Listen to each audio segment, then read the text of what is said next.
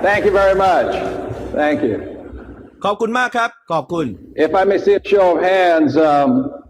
ขอดูมือหน่อยสิครับ how many people in this room have read Rich Dad Poor Dad? มีกี่คนในห้องนี้ครับที่ได้อ่านพ่อรวยสอนลูกแล้ว Oh, most of you. That's good. Good. โอ้เกือบทั้งห้องเลยครับนั่นเยี่ยมเลย And who has not read the book yet? แล้วมีใครครับที่ยังไม่ได้อ่าน Oh, good. At least there's some potential customers in here. I appreciate that. ดีเลยครับอย่างน้อยก็พอมีคนเป็นลูกค้าใหม่ผมบ้างผมละปลื้มใจจริง Always honored. I'm always enthusiastic about speaking to such groups as yours. ๆผมรู้สึกเป็นเกียรติและกระตือรือร้นมากขึ้นเสมอครับที่ได้มาพูดคุยกับกลุ่มคนเช่นพวกคุณ For those who have not read my book and not know my background, I'll give you a quick introduction.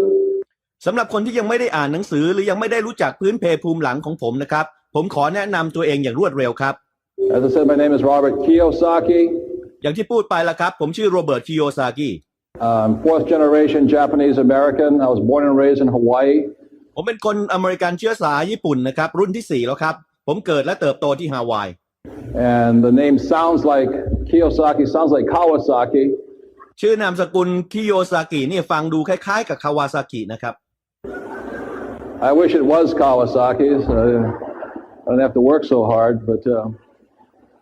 ผมก็หวังว่ามันจะเป็นคาวาซากินะครับผมจะได้ไม่ต้องทำงานหนักนักแต่ก็ anyway, I was raised in Hawaii, and What Rich Dad Poor Dad is a true story based upon my two dads. ยังไงก็ตามผมเติบโตที่ฮาวายเรื่องพ่อรวยสอนลูกเป็นเรื่องจริงนะครับเกิดจากการที่ผมมีพ่อ2 คน My real dad was the head of education for the state of Hawaii. พ่อจริงๆของผมมีตำแหน่งเป็นอธิบดีกรมการศึกษาของฮาวาย When I was growing up there, when he was in school, he was a straight A student. ในขณะที่ผมเติบโตขึ้นเขาก็กำลังเรียนอยู่ที่เกรด He graduated from university in less than 2 years. 8เขาจบการศึกษาในระดับมหาวิทยาลัยโดยใช้เวลาน้อยกว่า2 ปี And when I was in high school, he was the boss. He was the head of education.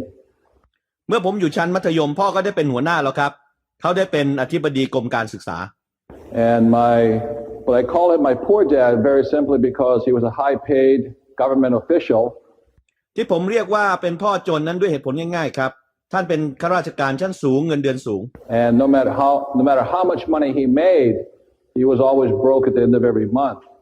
แต่ไม่ว่าท่านจะมีเงินเดือนสูงขนาดไหนก็ตามเรามักจะมีเงินใช้ไม่ชนเดือนครับ And then when he finally died, he also died broke. ท้ายที่สุดเมื่อท่านเสียชีวิตท่านก็สิ้นชีวิตอย่างถังแตก And he was the one who always said to me, son, got to go to school, get good grades, and get a good, safe, secure what? Job. ท่านเป็นคนพร่ำสอนเสมอแล้วครับว่าลูกเอ้ยลูกต้องไปโรงเรียนเรียนให้ได้คะแนนดีๆแล้วจะได้มีอะไรนะครับงานดีๆที่มีความมั่นคงปลอดภัย And ironically, at age 50, he made the tragic mistake of running for governor. ที่น่าเศร้าก็คือเมื่อท่านอายุ50ท่านได้ตัดสินใจผิดพลาดมหันต์โดยลงสมัครรับเลือกตั้งผู้ว่าการรัฐ against his boss, โดยแข่งกับเจ้านายของท่านเอง the governor. ก็คือท่านผู้ว่า And when he lost, he said to my father he would never get a job again in the state as long as he lived. เมื่อพ่อผมแพ้ท่านผู้ว่ามาพูดกับพ่อผมว่าพ่อผมจะไม่มีทางเข้ารับราชการที่ฮาวายได้อีกตราบที่ท่านมีชีวิตอยู่ And so my dad lost that idea of a safe, secure job. เพราะงั้นพ่อของผมก็สูญเสียสิ่งที่ท่านคิดว่าเป็นงานที่มั่นคง But although he lost his job, แม้ว่าท่านจะตกงาน he still kept telling me to get a what? ท่านก็ยังคงพร่ำสอนผมให้ทำอะไรนะครับ Job. ทำงานประจำครับ He never understood that what was causing him his problems was his job. ท่านไม่เคยเข้าใจเลยครับว่าสิ่งที่ทำให้ท่านมีปัญหาก็คืองานประจำนั่นแหละครับ My rich dad, on the other hand, was my best friend's father, and he ultimately became one of the richest men in the state of Hawaii. ในอีกด้านหนึ่งพ่อรวยเป็นพ่อของเพื่อนที่สนิทที่สุดของผมคนหนึ่งซึ่งท้ายที่สุดท่านเป็นคนที่ร่ำรวยที่สุดในรัฐฮาวาย So Rich Dad Poor Dad is a true story based upon what two fathers,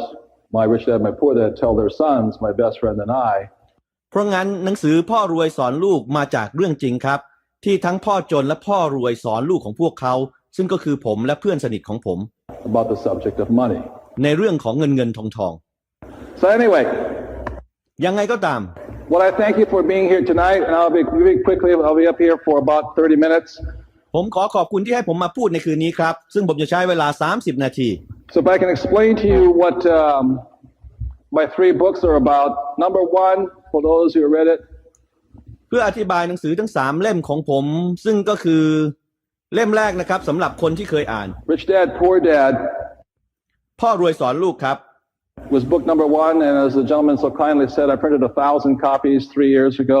มันเป็นหนังสือเล่มแรกครับตอนแรกเราพิมพ์ออกมา1,000 เล่มเมื่อ3 ปีที่แล้ว Thinking 1,000 copies. I had retired in 1994. ผมคิดถึงหนังสือ1,000 เล่มนี่นะครับผมเกษียณตัวเองตอนปี 1994 I sold my company, sold my business, had all my real estate I needed. ผมขายบริษัทของผมไปผมขายธุรกิจของผมออกไปผมมีอสังหาริมทรัพย์เฉพาะเท่าที่ผมต้องการ And I retired and I decided to just write a book. So I wrote this book called Rich Dad, Poor Dad. I printed 1,000 copies. ผมเกษียณตัวเองแล้วตัดสินใจที่จะเขียนหนังสือผมเขียนหนังสือที่เรียกว่าพ่อรวยสอนลูกแล้วพิมพ์มันสัก1,000 เล่ม And nobody would take the book. No bookstore would take it. เราไม่มีใครต้องการมันครับไม่มีร้านหนังสือร้านไหนรับหนังสือเล่มนี้ No distributor would take it. Everybody said the book will never sell. ไม่มีผู้จำหน่ายคนไหนต้องการพวกเขาบอกว่ามันไม่มีทางขายได้หรอก But I printed 1,000 copies thinking my friends might want it. They didn't want it either. ผมพิมพ์1,000 เล่มครับแล้วก็คิดว่าเพื่อนผมคงต้องการเหมือนกันแต่พวกเขาก็ไม่ต้องการเหมือนกันครับ And so I called my friend. I live in Phoenix, Arizona now. So I called my friend who lives in Austin, Texas, who owns huge car wash companies and real estate companies. ตอนนั้นผมอยู่ที่ฟินิกซ์แอริโซนาผมโทรไปหาเพื่อนของผมที่อยู่ออสตินเท็กซัสเขาเป็นเจ้าของบริษัทล้างรถขนาดใหญ่และเป็นเจ้าของบริษัทอสังหาริมทรัพย์ So I called him up and said, "Hey, Keith, ผมโทรไปหาเขาเลยบอกว่าคีI want you to put one of my books. I have 1,000 copies. I want to put one of my books, 12 of my books inside your car wash and sell them there." ฉันอยากจะวางหนังสือของฉันในศูนย์ล้างรถของแกฉันพิมพ์ไปตั้ง1,000 เล่มนายไปวางขายทั้ง12 เล่มนะ And he said, "I don't sell books in car washes." แล้วก็ตอบว่าฉันไม่ขายหนังสือในศูนย์ล้างรถหรอก And I said, "That's why I want you to put my book there." ผมก็เลยตอบว่านั่นแหละเหตุผลที่ฉันจะขายหนังสือของฉันที่นั่น They had no competition. He said, "Books don't sell in car washes." I said, "Just put it there." He says, "On consignment only." I said, "Okay." มันไม่มีคู่แข่งนะเขาก็ตอบว่าหนังสือเขาไม่ได้ขายที่นั่นหรอกในศูนย์ล้างรถน่ะก็แค่ไปวางไว้ที่นั่นน่ะถ้ายังไม่ต้องจ่ายเงินนะผมก็บอกว่าได้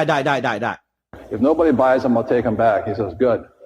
ถ้าไม่มีใครซื้อผมเอากลับเองเขาก็บอกว่าดี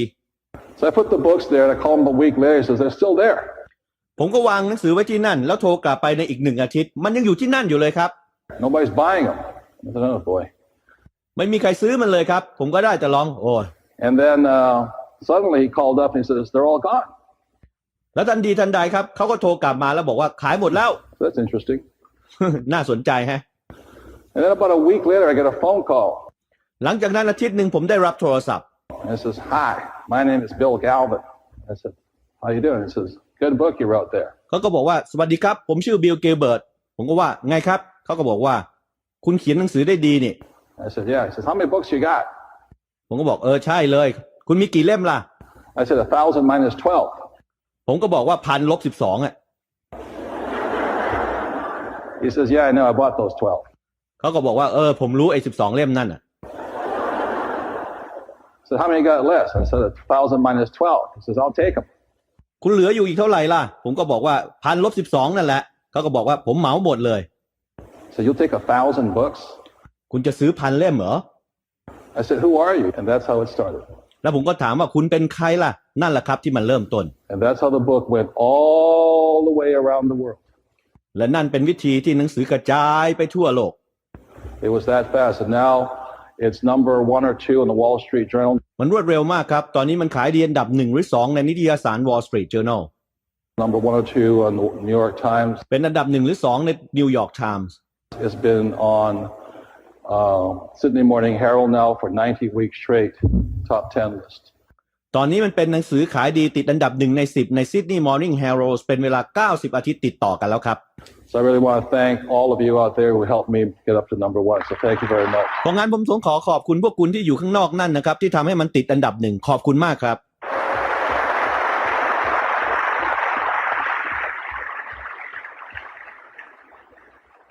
So what Rich Dad Poor Dad was about was the importance of one main point is in the book. สิ่งที่หนังสือพ่อรวยสอนลูกพูดถึงก็คือประเด็นที่สำคัญประเด็นหนึ่งที่พูดถึงในนั้น And it's the importance of financial literacy, income statements and balance sheets. And since most people aren't taught, but like I was having a really hard time in school. This is for those who haven't seen the book. ความสำคัญของความรู้ทางด้านการเงินเรื่องงบดุลคือคนส่วนใหญ่ไม่ได้ถูกสอนอย่างคือผมบอกได้เลยครับว่ามันเป็นช่วงเวลาที่ยากลำบากมากในโรงเรียนสำหรับคนที่ยังไม่เคยอ่านหนังสือนะครับ And income, this is income. นี่คือรายได้ Expense. รายจ่าย Asset. ทรัพย์สิน And liability. และหนี้สิน And the problem with most people is they leave school and they never have been shown an income statement and balance sheet. และปัญหาของคนส่วนใหญ่ก็คือเขาไม่เคยถูกสอนเรื่องความรู้ทางด้านการเงินและเรื่องงบดุลที่โรงเรียนเลยครับ So when I was about 15 in school, I was having trouble. I was flunking out because I can't spell. ตอนที่ผมอายุ15นะครับผมมีปัญหามากเลยครับเพราะว่าผมไม่สามารถที่จะสะกดอะไรออกมาได้ And because I can't spell, I tried to tell my teacher, it's a very uncreative person that can't spell words 3 or 4 different ways. They still wanted to flunk me anyway. และเป็นเพราะผมไม่สามารถสะกดได้นี่แหละครับผมก็เลยบอกคุณครูว่ามันไม่เป็นการสร้างสรรค์เลยครับว่าที่ตัวหนังสือตัวหนึ่งเนี่ยไม่สามารถสะกดออกมาออกเสียงได้ตั้ง 4-5 เสียงยังไงเขาก็จะทำให้ผมตกอยู่แล้วล่ะครับ Well, what my rich dad said, and my poor dad kept saying, Robert, you got to have good grades. Got to have good grades. พ่อจนของผมก็พร่ำจะสอนอยู่นั่นแหละครับว่าโรเบิร์ตเธอจะต้องมีเกรดดีๆนะคะแนนดีๆ And my rich dad said, don't worry, just get through school. So I went through university and all this. Just get through school. He says, because in the real world. พ่อรวยกลับบอกว่าอย่ากังวลเลยขอให้เรียนให้จบแล้วเข้ามหาวิทยาลัยอะไรทำนองนั้นน่ะเพราะว่าในโลกของความเป็นจริง In the real world, let me tell you something. This is my rich dad. ในโลกของความเป็นจริงพ่อจะบอกอะไรให้พ่อรวยบอกอย่างนี้ครับ My bankers never asked me for my report card. ธนาคารไม่เคยขอดูสมุดพกของพ่อเลย My bankers never said to me, Robert, you're a straight A student. นายธนาคารของผมไม่เคยพูดกับผมเลยครับว่าโรเบิร์ตคุณเป็นเด็กเรียนเกรด A. You're smart. Let me lend you $10 million. คุณฉลาดมากให้ผมให้คุณกู้สัก10 ล้านเหรียญเถอะ Has a banker ever asked you for your report card? นายธนาคารของคุณเคยขอดูสมุดพกคุณไหมครับ Hello? No. Banker doesn't care about your report card. ว่าไงนะครับไม่เคยนายธนาคารเขาไม่เคยสนใจหรอกครับสมุดพกของคุณ What your banker cares about is your financial statement. And the problem is most people leave school and they've never seen a financial statement. ที่นายธนาคารก็สนใจก็คืองบการเงินของคุณครับแล้วตั้งแต่คุณเข้าเรียนจนจบเรียนปัญหามันก็คือคุณไม่เคยเห็นงบการเงินนั่นเลย And that's the problem. และนั่นแหละครับคือปัญหา And because I've never seen a financial statement like my rich dad, a PhD in education, he didn't know the difference between assets and liabilities. ก็อย่างพ่อจนของผมแหละครับ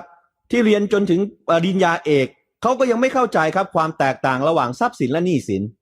So my poor dad, the school teacher, he always thought his house was an asset. เพราะงั้นพ่อจนของผมซึ่งเป็นครูสอนที่โรงเรียนก็ยังคงเข้าใจอยู่นั่นแหละครับว่าบ้านก็คือทรัพย์สิน When really it was a liability. แต่ทั้งที่ในความเป็นจริงมันคือหนี้สินครับ And my rich dad said, well, I said, is my banker lying to my dad? He says, no. Banker's not lying to your dad. เมื่อคุยกับพ่อรวยของผมก็บอกว่าอ้าวถ้างั้นนายธนาคารก็โกหกต่อพ่อของผมสิเขาบอกว่าไม่หรอกธนาคารเขาไม่ได้โกหกพ่อ When the banker says your house is an asset, he's not lying. He's not saying whose asset it is. It's his asset. เมื่อนายธนาคารบอกว่าบ้านเป็นทรัพย์สินเขาไม่ได้โกหกครับเขาเพียงแต่ไม่ได้บอกว่ามันเป็นทรัพย์สินของใครมันเป็นทรัพย์สินของธนาคารครับ So the thing that was very important about Rich Dad Poor Dad was the importance of financial literacy. And he said because people can't read financial statements, ฉะนั้นสิ่งที่สำคัญมากๆที่พูดถึงในหนังสือพ่อรวยสอนลูกก็คือความสำคัญของความรู้ทางด้านการเงินเพราะคนอ่านงบการเงินไม่เป็น what they do in real life, and I'll go into this a little later on, is they get themselves a job, which stands for what? สิ่งที่พวกเขาทำในชีวิตจริงของพวกเขาหลังจากนั้นก็คือพวกเขาจะออกไปทำงานประจำซึ่งเป็นตัวแทนของอะไรนะครับ Just over broke. คนที่จะถังแตกครับ And the cash flows in here, and in here they're making the boss rich in the income statement because they're working really hard for the boss. ดูการไหลของเงินนะครับในนี้เขาจะทำให้เจ้านายของเขารวยขึ้นครับเพราะว่าในใบแสดงรายได้ของเจ้านายของเขาเนี่ยพวกเขาทำงานหนักครับเพื่อให้เงินไหลเข้าไปที่เจ้านายของพวกเขา In here your first line of expenses is taxes. You're making the government rich here. และตรงนี้ครับรายจ่ายแรกเลยก็จะเป็นเรื่องของภาษีพวกเขาก็จะทำให้รัฐบาลนะครับรวยขึ้น And over here with all your liabilities, like the word mortgage, for people don't know what the difference of financial literacy. และตรงนี้ครับเป็นหนี้สินคำว่า mortgage ตรงนี้นะครับสำหรับคนที่ไม่เข้าใจความรู้ทางด้านการเงิน Definition of mortgage comes from the French word mortier, which means debt. คำว่า mortgage มาจากภาษาฝรั่งเศสคำว่า mortier ครับซึ่งแปลว่าหนี้ So mortgage means engaged in debt until the day you what? Die. ฉะนั้นคำว่า mortgage ในบางกรณีก็จะแปลว่าเป็นหนี้ไปจนวันตายครับ And so what happens in this big house and all this, so this is the cash flow pattern of a middle class person that's deeply in debt over here. ฉะนั้นสิ่งที่เกิดขึ้นกับบ้านหลังใหญ่ๆและสิ่งอื่นๆนั่นก็คือรูปแบบการไหลของเงินของชนชั้นกลางที่ทำให้หนี้ท่วมหัวอยู่ตรงนี้ครับ And what they have is no assets. และที่เขามีก็คือไม่ได้มีอะไรที่เป็นทรัพย์สินเลย And so what my rich dad said to me very, very early on, he says, son, if you want to be rich, you need to mind your own what? Business. ดังนั้นสิ่งที่พ่อรวยสอนผมตั้งแต่ช่วงแรกๆเลยก็คือลูกเอ้ยถ้าลูกต้องการรวยลูกจำเป็นต้องทำอะไรนะครับใส่ใจในธุรกิจของตัวเอง And because people are taught in school to be good employees, they don't know the difference in assets and liabilities. They mind everybody else's business but their own. และเป็นเพราะว่าผู้คนถูกสอนในระบบโรงเรียนครับให้เป็นลูกจ้างที่ดีพวกเขาไม่รู้ความแตกต่างระหว่างทรัพย์สินและหนี้สินเขาใส่ใจในธุรกิจของอื่นๆหมดครับยกเว้นธุรกิจของตัวเอง And when I talk to network marketing companies and things like this, what people don't realize, the network marketing company doesn't come from the job position. The network marketing business comes from the asset position. เมื่อผมได้พูดคุยกับบริษัทการตลาดแบบเครือข่ายทั้งหลายแบบนี้นะครับสิ่งที่ผู้คนทั้งหลายไม่ได้ตระหนักก็คือว่าการตลาดแบบเครือข่ายไม่ได้มีฐานะเป็นงานประจำการตลาดแบบเครือข่ายจะมีฐานะเป็นทรัพย์สินครับ What you're doing is creating an asset for yourself. That's your business. สิ่งที่คุณกำลังทำก็คือคุณกำลังสร้างทรัพย์สินสำหรับตัวคุณเองโดยผ่านการทำธุรกิจนี้ It's probably the most important things that for those of you who are new here tonight is a different way of thinking. สิ่งที่สำคัญที่สุดสำหรับคนที่มาใหม่ในวันนี้ก็คือวิธีคิดที่ต่างออกไป The reason I'm a rich man today is because I've minded my own what? Business. เหตุผลที่ผมร่ำรวยในวันนี้เป็นเพราะผมใส่ใจในอะไรนะครับในธุรกิจของผมเอง I don't mind other people's business.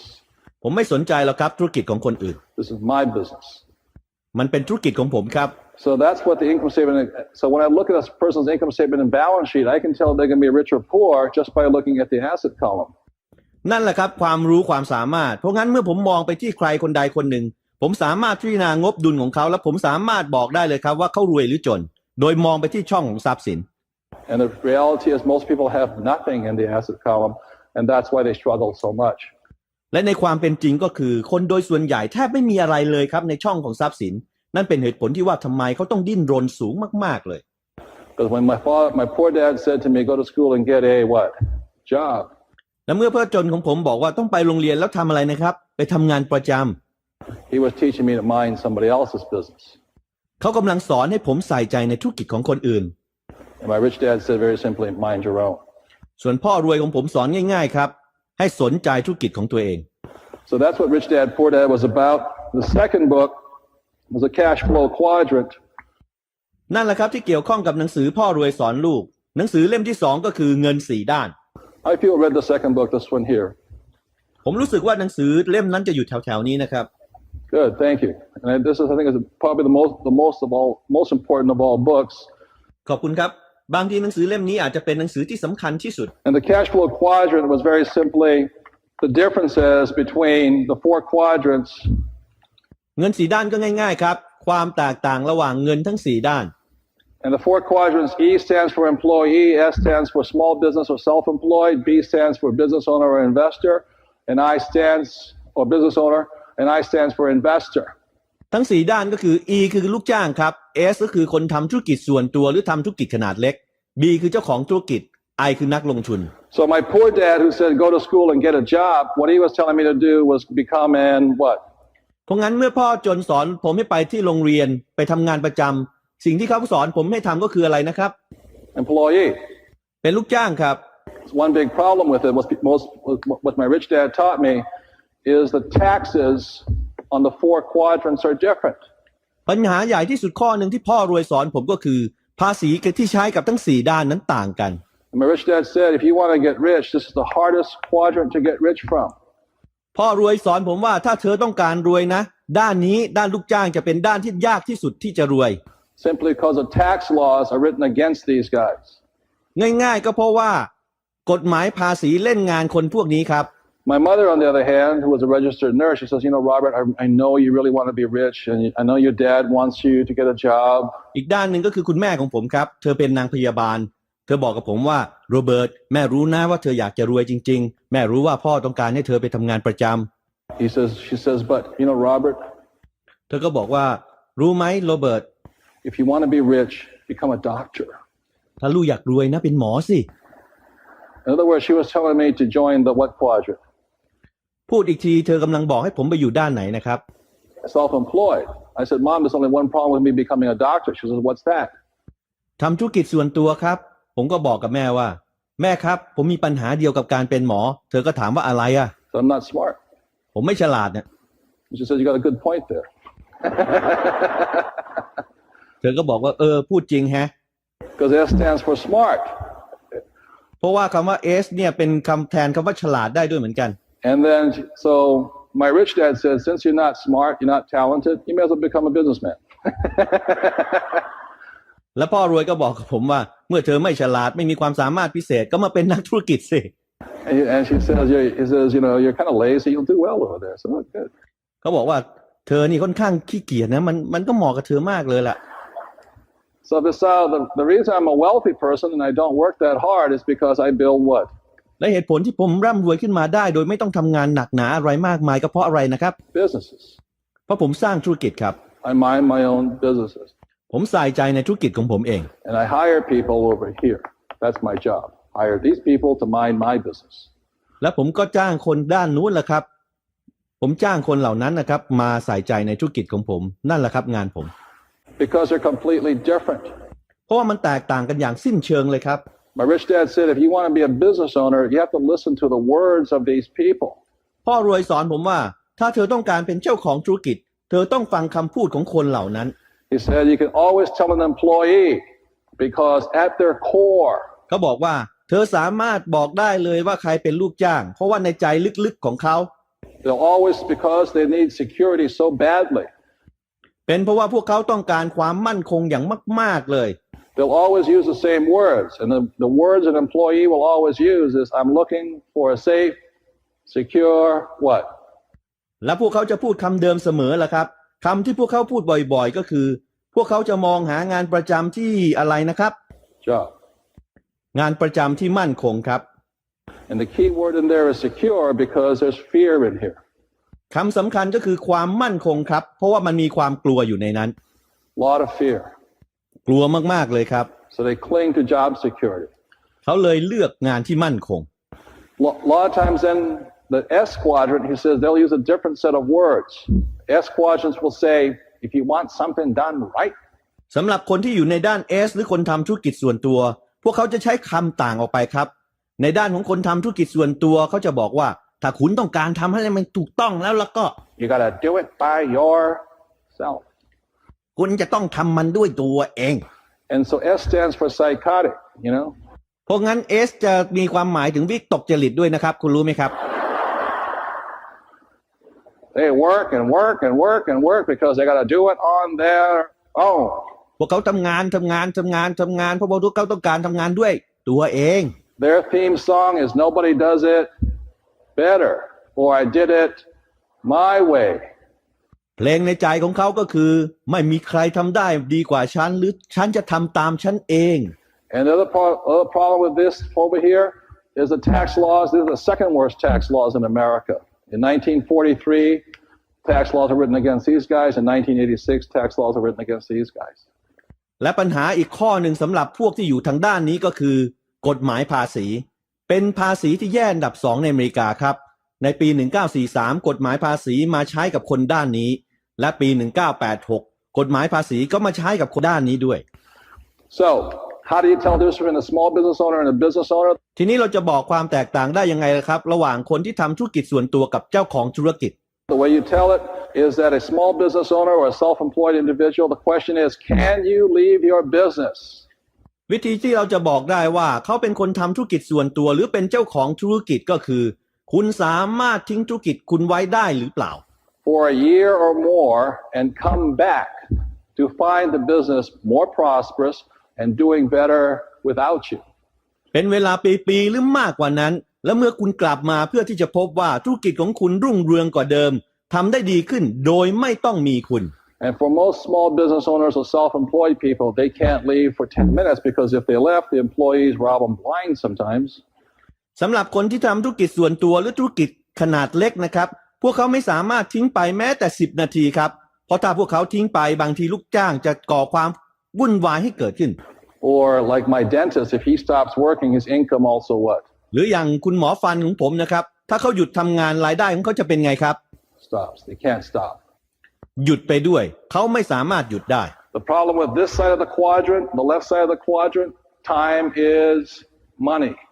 ปัญหาของคนที่อยู่ทางด้านนี้ปัญหาของคนที่อยู่ทางด้านซ้ายก็คือ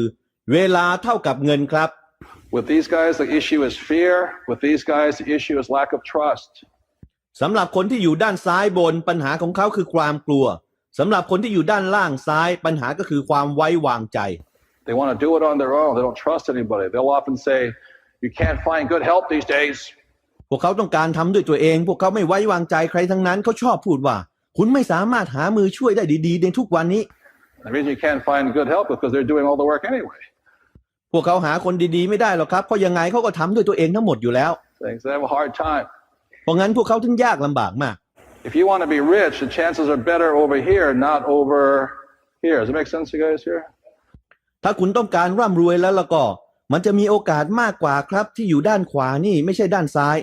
มันสมเหตุสมผลสำหรับพวกคุณไหมครับ Because over here, what you have is a system working for you. เพราะที่ด้านขวานี้คุณจะมีระบบที่ทำงานให้กับคุณ A lot of people think, well, I'll just join the network marketing company and next month I'll be rich. That's not the way it works. หลายคนก็คิดว่าเอาเลยฉันจะเข้าร่วมธุรกิจแบบเครือข่ายเดือนหน้าเรารวยกันแล้วมันไม่ได้ทำงานแบบนั้นครับ I have built businesses for most of my life. ผมได้ใช้เวลาสร้างธุรกิจมาเกือบทั้งชีวิตของผม And one of the most important things about being a B, the word is patience. และสิ่งที่สำคัญที่สุดสำหรับการเป็นเจ้าของธุรกิจคำนั้นก็คือความอดทนครับ Another word is called delayed gratification. That's the emotion in there. So when you look at the emotional intelligence, this person is fear. อีกคำพูดหนึ่งก็คือสามารถรอคอยผลพวงของความสำเร็จได้ครับนั่นจะมีอารมณ์ความรู้สึกเข้ามาเกี่ยวข้องด้วยเพราะงั้นเมื่อคุณมองไปที่ความฉลาดทางด้านอารมณ์คนที่อยู่ด้านนี้จะมีความกลัว So they need the system to give them the time to change mental and emotionally across here. เพราะงั้นมันจำเป็นต้องมีระบบที่ทำให้เขามีเวลาเปลี่ยนแปลงความฉลาดทางด้านอารมณ์เพื่อก้าวข้ามไปทางด้านขวาด้านนี้ได้ For these guys, the mental and emotional lack of trust. สำหรับคนที่อยู่ด้านล่างซ้ายนี้ความชาญฉลาดทางด้านอารมณ์ของเขาคือเขาไม่มีความไว้วางใจ And they need the time and the system to train them to think on this side because they don't think the same way. เขาจำเป็นต้องมีระบบและเวลาเพื่อฝึกให้เขาข้ามไปอยู่ทางด้านขวาเพราะเขาไม่ได้คิดแบบเดียวกันครับกับคนที่อยู่ทางด้านขวานี้ They don't use the same words. They don't have the same core values. เขาไม่ได้ใช้คำพูดแบบเดียวกันเขาไม่ได้มีแก่นของค่านิยมหรือว่าแก่นของคุณค่าเหมือนกัน So I'll just show you one of my first businesses I built after, this was in 1975, I began building it. ครับที่ผมจะแสดงให้เห็นตอนนี้ก็คือธุรกิจแรกที่ผมได้สร้างขึ้นมาครับนั่นคือช่วงปี 1995 ผมได้สร้างมันขึ้นมา How many people have ever seen a nylon and Velcro wallet like this, Ripper wallet? มันก็จะเป็นกระเป๋าหนังแบบนี้ครับกระเป๋าสตางค์ครับ This was my first business I came out with after I came back from Vietnam. นั่นคือธุรกิจแรกที่ผมสร้างขึ้นมาหลังจากผมกลับมาจากเวียดนาม We started building this thing. We went worldwide. In my 20s, I was a multimillionaire building these wallets. We started off, after 3 years, we were worldwide multimillionaires, really, really rich, really cocky, really arrogant, and we went broke. เราเริ่มผลิตสิ่งนี้แล้วเริ่มกระจายไปทั่วโลกครับในช่วงอายุ 20 ผมกลายเป็นเศรษฐีเงินล้านแล้วจากการผลิตกระเป๋าพวกนี้ได้ 3 ปีหลังจากการเริ่มต้นเราก็กระจายไปทั่วโลกเป็นเศรษฐีเงินล้านรวยมากๆอวดดีมากๆจองหองมากๆแล้วเราก็ถังแตกครับ And people ask me, what caused you to go broke? I said, well, stupidity was one, คนก็มาถามว่าอะไรล่ะคือสาเหตุของการถังแตกคือความงี่เง่านั่นสาเหตุหนึ่งละครับ But what happened is because we went up really quickly, but we were still actually S's and not really what? B's. Our system wasn't strong yet. สิ่งที่เกิดขึ้นก็คือเราเติบโตขึ้นอย่างรวดเร็วมากทรัพย์สินของเราไม่ได้โตตามขนาดนั้นแล้วก็ระบบของเรายังไม่ได้แข็งแรงขึ้นครับ The other thing that happens is this. I found out the hard way that when your money goes up, you think your intelligence goes with it when reality is going down. อีกสิ่งหนึ่งที่ผมค้นพบด้วยความยากลำบากก็คือเมื่อคุณเงินมากขึ้นคุณก็คิดว่าความฉลาดของคุณจะโตตามไปด้วยแต่ในความเป็นจริงมันกลับลดลงครับ And that idea of if your money goes up, the first thing that trapped me was fast cars and faster women. และด้วยความคิดที่มีเงินมากขึ้นสิ่งหนึ่งที่ทำให้ผมตกหลุมก็คือรถที่เร็วแล้วก็ผู้หญิงที่ไวไฟครับ Now it was a lot of fun, but มันก็สนุกดีแล้วครับแต่ it took me losing it all to wake up and realize my system wasn't that very good. มันทำให้ผมต้องสูญเสียทุกอย่างครับเพื่อที่จะตื่นขึ้นมาแล้วตระหนักว่าระบบของผมยังไม่ได้ดีสักเท่าไหร่ As a business owner, I hadn't built a good system. ในฐานะของเจ้าของธุรกิจผมไม่ได้สร้างระบบที่ดีไว้ So what I had to do then is it took me a year to recover. สิ่งที่ผมต้องทำตอนนั้นก็คือผมต้องใช้เวลา1 ปีครับกว่าจะฟื้นตัว I had to pay off $1 million in debt. And so when people say, network marketing company is hard, I say try paying off $1 million of mistakes. ผมต้องจ่ายเงินหนี้สินเป็นล้านเหรียญเลยครับเมื่อคนพูดว่าการตลาดแบบเครือข่ายนั้นยากลองต้องจ่ายเงินค่าหนี้สินที่เกิดจากการผิดพลาดสักล้านเหรียญดูสิครับ At least a network marketing company allows you to start for very little money. อย่างน้อยที่สุดการตลาดแบบเครือข่ายอนุญาตให้คุณเริ่มต้นด้วยเงินเพียงเล็กน้อย The system is solid, the system is proven, and it gives you an opportunity to grow into mentally and emotionally the skills necessary to be a business owner. มีระบบที่แข็งแกร่งระบบที่ได้รับการพิสูจน์แล้วมันให้โอกาสคุณเติบโตทั้งทางด้านจิตใจและอารมณ์ให้มีทักษะที่จำเป็นเพื่อเป็นเจ้าของธุรกิจ Because 90% of the people are trained to be on this side. Go to school and get a what? เพราะว่า 90% ถูกสอนให้อยู่ทางด้านนี้ครับด้านซ้ายให้ไปโรงเรียนแล้วทำอะไรนะครับ Job. ทำงานประจ Play it safe. ำทำงานที่มั่นคง Don't take risk. อย่าเสี่ยง Don't make mistakes. อย่าทำข้อผิดพลาด Be a part of the herd. อยู่ให้ติดดิน Can't do it if you're going to be a business owner. คุณทำอย่างนั้นไม่ได้หรอกครับถ้าคุณต้องการเป็นเจ้าของธุรกิจ The reality is 1 out of 100 make it in 10 years. 1 out of 100. ในความเป็นจริงก็คือมีเพียง1 ใน 100ครับที่อยู่รอดใน10 ปี1 ใน 100ครับที่รอด So what a network marketing company does is give you the chance to make it because the system is strong, and the system I built wasn't strong. สิ่งที่การตลาดแบบเครือข่ายทำก็คือให้โอกาสคุณให้ทำได้ครับเพราะมันมีระบบที่เข้มแข็งแต่ระบบที่ผมสร้างขึ้นมานั้นมันไม่ได้เข้มแข็งครับ So after a year, people say, well, how did you recover after losing about $1 million? I said, well, I slept like a baby. คือหลังจากนั้นปีหนึ่งมีคนถามว่าคุณฟื้นตัวเข้ามาได้ยังไงหลังจากสูญเสียเงินเป็นล้านเหรียญผมก็บอกว่าครับผมทำอย่างเงี้ยครับผมทำตัวเหมือนเด็กเลย Which meant I woke up every 2 hours crying. ซึ่งหมายความว่าผมตื่นขึ้นมาร้องไห้ทุก2 ชั่วโมงครับ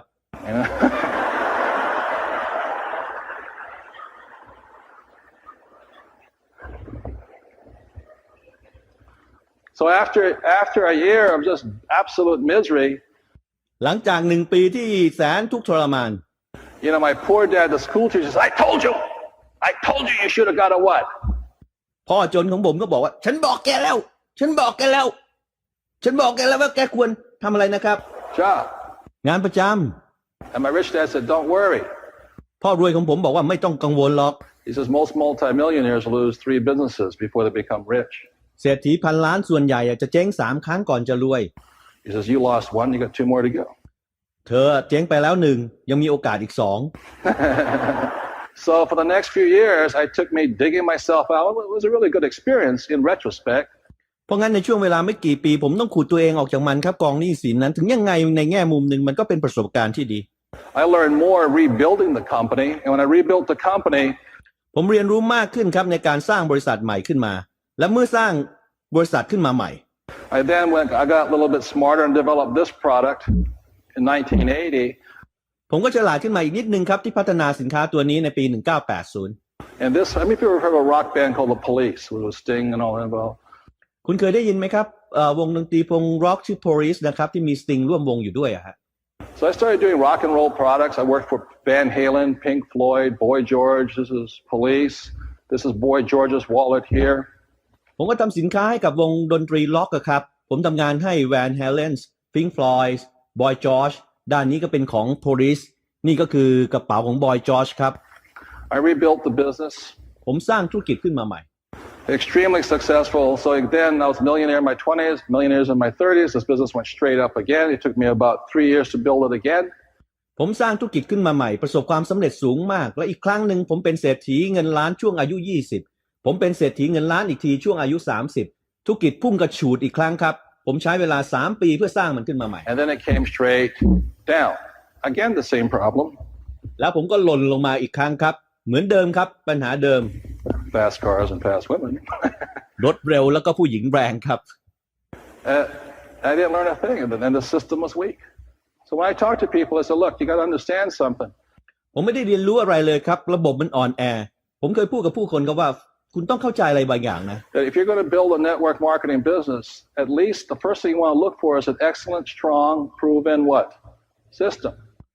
ถ้าคุณต้องการสร้างธุรกิจการตลาดแบบเครือข่ายอย่างน้อยที่สุดสิ่งแรกที่คุณต้องมองหาคืออะไรนะครับระบบที่แข็งแกร่งและได้รับการพิสูจน์แล้ว And you want great leadership, people who are going to pull you along, let you mature, let you grow mentally and emotionally to come over here. และคุณต้องการผู้นำที่ยอดเยี่ยมคนที่จะดึงคุณไปด้วยให้คุณบรรลุวุฒิภาวะให้คุณได้เติบโตทั้งด้านอารมณ์และจิตใจเพื่อข้ามไปอยู่ฝั่งขวานี้ If you think you can do it my way, welcome to the club. และถ้าคุณคิดว่าคุณสามารถทำได้ด้วยวิธีของคุณเองยินดีต้อนรับสู่สโมสรคนเคยเจ๊งครับ But let me tell you something from a person who's building them since I was a kid. It's not the easiest. ขอให้ผมบอกอะไรคุณบางอย่างในฐานะของคนที่เคยสร้างธุรกิจมาตั้งแต่เป็นเด็กครับนั่นไม่ใช่วิธีที่ง่ายที่สุดครับ It's not what people think it is. มันไม่ใช่สิ่งที่พวกคนส่วนใหญ่คิดว่ามันเป็นอย่างนั้น They're completely different people in each quadrant. มันจะเป็นกลุ่มคนที่แตกต่างกันอย่างสิ้นเชิงครับในแต่ละด้าน Completely different. แตกต่างกันอย่างสิ้นเชิง And it took me time to grow mentally and emotionally to make the shift over here. ผมต้องใช้เวลาครับที่จะเติบโตทั้งทางด้านอารมณ์และจิตใจในการก้าวข้ามไปอยู่ฝั่งนั้น Today I'm very successful because I made all my money back on my third business, retired at age 47 in 1994. ทุกวันนี้ผมประสบความสำเร็จสูงมากเป็นเพราะผมทำเงินกลับคืนมาทั้งหมดเลยครับจากธุรกิจที่3ของผมเกษียณอายุเมื่ออายุ47ปีในปี1994 And one of the smartest thing I did was I still have the fast cars, but I married a smart woman. Very smart thing.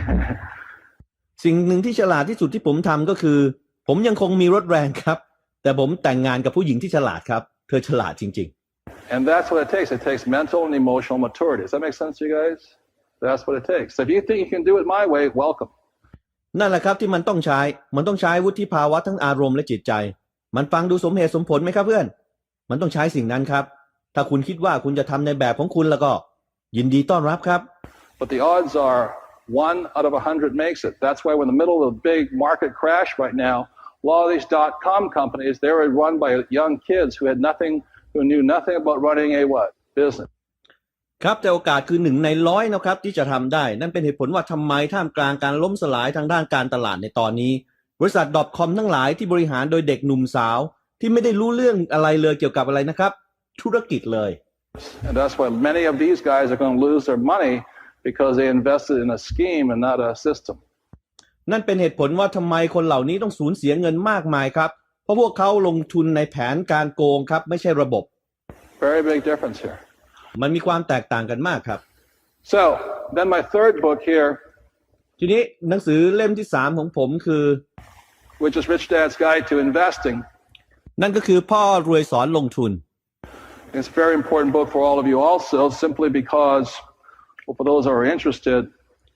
มันเป็นหนังสือที่สำคัญสำหรับทุกๆคนด้วยเหมือนกันครับด้วยเหตุผลง่ายๆก็คือสำหรับคนที่สนใจ Rich Dad's Guide to Investing. What it is about the 90-10 rule of money. พ่อรวยสอนลงทุนครับสิ่งที่พูดถึงก็คือกฎ 90% ของเงินครับ And my rich dad said, when it comes to investing, the 90-10 rule of money means this. Most of us heard the 80-20 rule. พ่อรวยของผมบอกว่า เมื่อเราพูดถึงการลงทุนกฎ 90% ของเงินหมายความว่าอย่างนี้ครับคือพวกเราส่วนใหญ่เนี่ยเคยได้ยินกฎ 80-20 And the 80-20 rule was discovered about 1897 by Vilfredo Pareto, the Italian economist. กฎ 80-20 ถูกค้นพบในปี 1897 โดยโบเฟโต ฟาเรโดนักเศรษฐศาสตร์ชาวอิตาลี And the 80-20 rule is a rule of efficiency, which says that 20% of what you do produces 80% of your result. กฎ 80-20 เป็นกฎของประสิทธิภาพครับที่ว่า 20% ของสิ่งที่คุณทำจะทำให้เกิด 80% ของผลลัพธ์ But my rich dad said, when it comes to money, money operates by the 90-10 rule. พ่อรวยของผมบอกว่าเมื่อพูดถึงเรื่องการเงินแล้วก็เงินจะทำงานโดยกฎของ 90-10 ครับ And what that means here is this, 10% always make 90% of the money. You look at the world of sports, 10% of the athletes make 90% of the money. ในที่นี้มันหมายถึงคน 10% จะได้ 90% ของเงินเสมอเมื่อคุณดูในโลกของกีฬานักกีฬา 10% จะได้รับ 90% ของเงินทั้งหมด In the world of music, 10% of the musicians make 90% of the money. ในโลกของดนตรี 10% ของนักดนตรีจะทำเงินได้ 90% ของเงินทั้งหมด In the world of books, 10% of the authors make 90% of the money. ในโลกของหนังสือ 90% ของนักเขียนจะทำเงินได้ 90% ของเงินทั้งหมด And when people say, well, how come my book is so successful? It's not because I'm a successful writer or self-employed. และเมื่อมีคนถามผมว่าทำไมหนังสือของผมถึงประสบความสำเร็จมากมันไม่ได้เป็นเพราะผมเป็นนักเขียนที่ประสบความสำเร็จหรือว่าผมทำธุรกิจส่วนตัวที่สำเร็จ My book is successful because I am a business owner. That's why my book is in the 10% that makes 90% of the money. หนังสือของผมประสบความสำเร็จเพราะว่าผมเป็นเจ้าของธุรกิจนั่นเป็นเหตุผลที่ว่าทำไมหนังสือของผมถึงอยู่ในส่วนของ 10% ที่ทำเงินได้ 90% ของเงินทั้งหมด 10% of the employees make 90% of the money. 10% ของลูกจ้างจะทำเงินได้ 90% ของเงินทั้งหมดในบริษัท And in the world of investing, 10% of the investors make 90% of the money. และในโลกของนักลงทุน 10% ของนักลงทุนจะได้เงินไปทั้งหมด 90% ของเงินทั้งหมด And the reason 10% of the investors make 90% of the money is not because they're good employees, not because they're self-employed people. The reason the 10% make 90% of the money is because most of them come from the B quadrant. เหตุผลที่ 10% ของนักลงทุนได้รับ 90% ของเงินทั้งหมดมันไม่ใช่เป็นเพราะว่าเขาเคยเป็นลูกจ้างที่ดีครับมันไม่ใช่เป็นเพราะว่าเขาเป็นคนที่ทำธุรกิจส่วนตัวที่ดีเหตุผลที่ 10% ของผู้คนที่ทำได้เงิน 90% ของเงินทั้งหมดนั้นเพราะส่วนใหญ่ทั้งหมดนั้นเข้ามาจากทางด้านเจ้าของธุรกิจหรือมาจากทางด้าน B ครับ And when I come back in the next hour, I'll explain why the tax laws are written for only people who are in the B quadrant who want to be investors. แล้วเมื่อผมกลับมาในอีกประมาณ1 ชั่วโมงนี้แหละครับผมจะอธิบายว่าทำไมกฎหมายภาษีถึงส่งเสริมคนที่อยู่ทางด้าน B แล้วต้องการก้าวข้ามไปทางด้าน I เท่านั้น I know employees invest, but generally employee invest the same way they have their job. ผมรู้ครับว่าลูกจ้างก็ลงทุนครับแต่โดยส่วนใหญ่แล้วทั่วไปลูกจ้างจะลงทุนในลักษณะเดียวกับที่เขาทำงานประจำของพวกเขา They're looking for nice, safe, secure investments. เขามองหาการลงทุนที่ปลอดภัยมั่นคง There aren't any. มันไม่มีหรอกครับอย่างนั้น And they live in fear, which is ridiculous. แล้วพวกเขาก็อยู่ในความกลัวครับซึ่งหน้าพิลึกพิลั่น Anybody see me on ABC's Late Line last week? มีใครเห็นผมในรายการ ABC ภาคดึกไหมครับเมื่ออาทิตย์ที่แล้ว I was on there talking with the economist from Yale and a stockbroker from Sydney. ผมไปพูดคุยกับนักเศรษฐศาสตร์จากเยลส์แล้วก็นักค้าหุ้นจากซิดนีย์ And he said the stockbroker from Sydney said, I actually have people call me and say, because what I said was the crash was coming. ในหน้าค้าหุ้นก็บอกผมว่ามีคนโทรศัพท์มาหาผมจากซิดนีย์แล้วพูดว่าคือก่อนหน้านั้นผมพูดไปว่าตลาดกำลังจะล่มสลายลง People are going to get wiped out. All the new investors are going to get cleaned out. Anybody who's been in the market less than 12 years is a new investor. คนจะถูกกวาดออกไปครับนักลงทุนหน้าใหม่จะถูกกวาดออกไปใครก็ตามที่อยู่ในตลาดน้อยกว่า12 ปีคือนักลงทุนหน้าใหม่ They haven't been down through a market crash yet. เขายังไม่เคยเจอตลาดล่มสลายเลยครับ So the stockbroker from Sydney actually said, นักค้าหุ้นจากซิดนีย์ก็พูดว่า he says, I have people who are so silly, who are so ignorant. They call me up and they say, you have the stocks that go up and down, but I don't want those. I want only the stock that's going to go up. ผมมีคนทึ่มๆมากๆเลยนะครับที่ไม่ได้รู้เรื่องรู้ราวอะไรเลยพวกเขาโทรมาพูดกับผมว่าคุณรู้ไหมคุณมีหุ้นที่ขึ้นลงผมไม่ต้องการหุ้นเหล่านั้นผมต้องการหุ้นเฉพาะตัวที่ขึ้นเท่านั้น What idiots. ทึ่มอะไรป่านนั้น So what I'll be talking about when I come back in the next hour is that for those of you who are in this business, in the B quadrant, you have the best opportunity to join the 10% that make 90% of the money. สำหรับคุณที่อยู่ในด้านนี้ครับที่ทำธุรกิจนี้ที่อยู่ในด้าน B พวกคุณมีโอกาสที่ดีที่สุดแล้วครับที่จะได้เข้าร่วมกลุ่มคน 10% ที่จะทำเงินได้ 90% ของเงินทั้งหมด And in America, และในอเมริกา what it takes to be in the 10%, สิ่งที่ต้องมีเพื่อก้าวสู่กลุ่ม 10% the gate, the ticket, เพื่อที่จะผ่านประตูเพื่อที่มีบัตรผ่าน the ticket is you must be at minimum a millionaire to invest. บัตรผ่านก็คือคุณต้องเป็นอย่างน้อยเศรษฐีเงินล้านครับเพื่อไปลงทุน In America, the Securities and Exchange Commission defines an accredited investor as somebody with $1 million and at least $200,000 passive income to invest with me. ในอเมริกาคณะกรรมการพิจารณานักลงทุนจะพิจารณาคนที่มีเงินเป็นล้านเหรียญและอย่างน้อยที่สุดต้องมีรายได้ที่เป็นรายได้ที่ไม่จำเป็นต้องมีลงมือทำงานนะครับก็ได้มาอย่างน้อย 200,000 เหรียญถึงจะมาลงทุนกับพวกเขาได้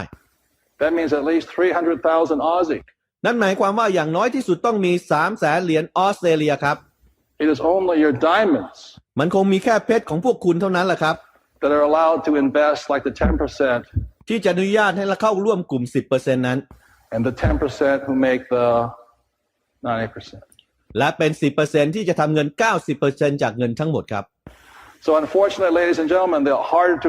honest to God truth here is that Rich Dad's Guide to Investing is about what the rich invest in that the poor and middle class are not allowed to invest in. โชคไม่ดีเลยครับที่เราต้องเผชิญกับความจริงที่ว่าสิ่งที่พ่อรวยสอนลูกลงทุนนั้นพูดถึงเรื่องของคนรวยครับที่ลงทุนกันในขณะที่คนจนและชนชั้นกลางไม่สามารถที่จะเข้าไปลงทุนด้วย That's the way it is. That's the way it's always been for centuries. มันก็เป็นแบบนี้แหละครับมันเป็นแบบนี้มาเป็นศตวรรษแล้วครับ So one of the main reasons you want to be in this business is so that you can get into the investments that the rich invest in. เพราะงั้นเหตุผลหลักข้อหนึ่งที่คุณต้องการทำธุรกิจนี้ก็เพื่อที่คุณจะได้ลงทุนในด้านที่คนรวยเขาลงทุนกัน And in America, that ticket, ในอเมริกาบัตรนั้น like what this book is about is how I came back from Vietnam in 1973 and I had to make a decisionที่หนังสือพูดถึงก็คือเมื่อผมเดินทางกลับจากเวียดนามในปี 1973 ผมจะต้องตัดสินใจ who was I going to follow, my poor dad or my rich dad? ว่าผมจะทำตามใครครับพ่อรวยหรือพ่อจน My poor dad wanted me to become an airline pilot. My rich dad said, don't be ridiculous, I don't make enough money. พ่อจนของผมก็อยากจะให้ผมเป็นนักบินพาณิชย์พ่อรวยก็บอกว่าอย่าตลกหน่อยเลยจะทำเงินไม่พอหรอกอย่างนั้นน่ะ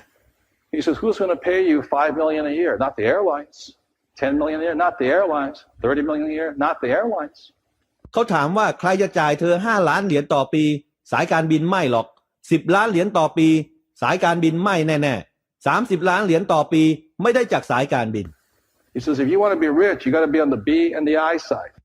เขาบอกว่าถ้าเธอต้องการรวยเธอจะต้องอยู่ที่ด้าน B และ I. So when I come back this evening, I'll talk about investing on the B and the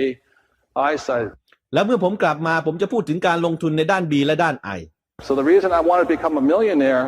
was not to become a millionaire. เหตุผลที่ผมต้องการเป็นเศรษฐีไม่ใช่เพราะผมต้องการเป็นเศรษฐีครับ To become a millionaire is not the end. To become a millionaire is the beginning. การเป็นเศรษฐีนั้นไม่ใช่จุดสุดท้ายครับการเป็นเศรษฐีนั้นเพิ่งเป็นจุดเริ่มต้น To become a millionaire was a ticket to join the boys club. การเป็นเศรษฐีเป็นบัตรผ่านสู่สโมสรเด็กโตครับ Because the rich boys or men don't let you in unless you're what? Rich. เพราะว่าเด็กโตหรือคนรวยนั้นเขาจะไม่ให้คุณเข้าไปครับยกเว้นคุณจะอะไรนะครับรวยครับ They don't let the small petty players in. เขาไม่ให้ผู้เล่นตัวเล็กๆเข้าไปครับ You have to be rich. คุณจะต้องรวย So one of the main reasons I come and I talk to organizations such as yours is that you sit tonight with the opportunity. เหตุผลหลักข้อหนึ่งที่ผมมาพูดกับองค์กรเช่นองค์กรแบบคุณเนี่ยนะครับเพราะคุณนั่งที่นี่พร้อมกับโอกาสครับ If you have the patience and the delayed gratification ถ้าคุณมีความอดทนและรอคอยผลพวงแห่งความสำเร็จได้ to build a business big enough so that you become a millionaire ในการสร้างธุรกิจนี้ให้ใหญ่พอเพื่อให้คุณกลายเป็นเศรษฐี with a passive income big enough so that people will let you in the door to make even more money ที่จะมีรายได้ถึงแม้กระทั่งคุณไม่ลงมือทำงานก็มีรายได้เข้ามามากพอ เพื่อคนเขาอนุญาตให้คุณผ่านประตูเข้าไปเพื่อทำเงินให้มากยิ่งขึ้นเข้าไปอีก But if you choose to stay on this side, the odds are you'll probably never make the grade on this side. แต่ถ้าคุณเลือกที่จะอยู่ด้านนู้นโอกาสก็คือว่าคุณอาจจะไม่มีทางที่จะข้ามผ่านไปอีกด้านหนึ่งได้ So the reason I go and I speak and I talk to people is if you want to become rich, เพราะงั้นเหตุผลที่ผมมาพูดคุยและบอกกล่าวกับผู้คนก็คือถ้าคุณต้องการที่จะร่ำรวย you have to build or mind your own business and then invest. คุณจะต้องสร้างหรือใส่ใจธุรกิจของคุณเองจากนั้นถึงลงทุนครับ